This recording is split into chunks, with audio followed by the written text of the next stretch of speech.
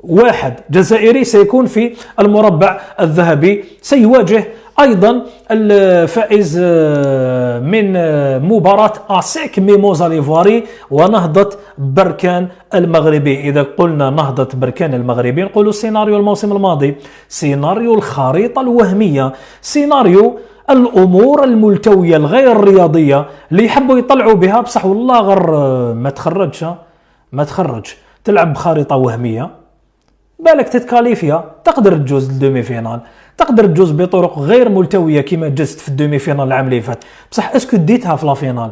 ما تديهاش في لافينال، لانه الطريقه اللي تاهلت بها في النصف النهائي ما كانتش طريقه رياضيه، وانتم على بالكم وحنا على بالنا والكاف على بالها، بصح شكون يحبس هذه المهزله؟ ما على بالناش. هذه الطرق الملتوية يا نهضة بركان لن تؤدي تماما إلى نتائج رياضية. جوزكم خطرة زوج بصح تحبس، لأن الطريقة اللي تأهلت بها ليست طريقة رياضية، ما فيهاش نزاهة، فيها خريطة وهمية وضعت لأغراض سياسية تسير من قبل أطراف وهمية، هي أيضا الأطراف وهمية وستزول مع مرور الوقت، هذا أمر واضح، ولن تؤدي هذه الأمور إلى نتائج.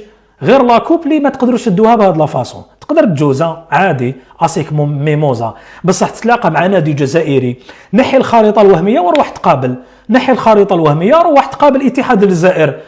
اتحاد الجزائر سيعبث بكم ذهابا وإيابا، أروح تقابل النادي الرياضي القسنطيني، زملاء إبراهيم ديب سيعبثون بكم ذهابا وإيابا في الإطار الرياضي. الأندية الجزائرية تلعب كرة قدم، تجي تقابلك فيس تو فيس، تقابلك فيس تو فيس، انت روح قابل دير خريطة الوهمية وقبل تتلاقى مع أندية جزائرية، انت دير خريطة وهمية ومن بعد ذلك ادعي لربي تتلاقى مع الأندية الجزائرية، وبعد تجوز تقدر تجوز بصح ما تديهاش. هذه يعني نصيحة للمسؤولين على نهضة بركان، نحو الخريطة وروح تلعب كرة القدم، وإلا جست احنا الاولين اللي نصفقوا لك.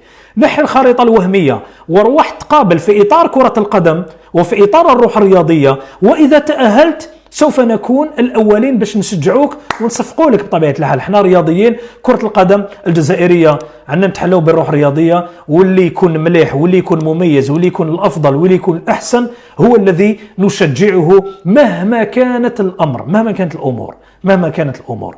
نوليو الياسما والسياسي قرعة ما كناش حابينها، لكن هذه هي، كان بالإمكان أفضل مما كان، لكن معليش. الياسما والسياسي واحد فيهم سيكون في نصف نهائي كأس الكونفدرالية الإفريقية لكرة القدم، مع أنه نقولها لسه يعني كجزائري سياسي يستاهلوا يكونوا في الدومي فينال، والياسما بطبيعة الحال يستاهلوا يكونوا في الدومي فينال. سياسي عندها الأسلحة تاعها والياسما عندها الأسلحة تاعها، عندهم لاعبين مميزين، عندهم مدربين محنكين، هما باكيتا من جهة وأيضا المدرب الجزائري اللي عنده رابطة أبطال إفريقيا في نسخته الجديدة وهو خير الدين ماضوي. احنا نتمنى التوفيق لياسمان، نتمنى التوفيق للسياسي، ان شاء الله الافضل ما بيناتهم يكون في نصف النهائي باش من بعد يروح للنهائي، وان شاء الله نرفدوا لاكوب وتعاود تولي للجزائر كأس الكونفدرالية الإفريقية لكرة القدم، بعد ما كانت جزائرية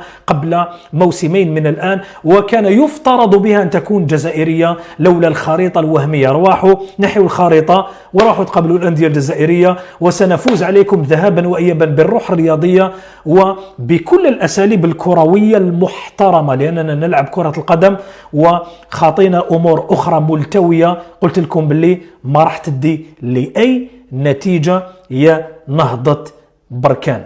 إذا أعجبك الفيديو لا تنسى النقر على زر لايك وترك تعليق محفز، وإذا كانت هذه أول مرة تتابع فيها قناة لا تتردد بالنقر على زر اشتراك وتفعيل الجرس لتتوصل بآخر مستجدات القناة.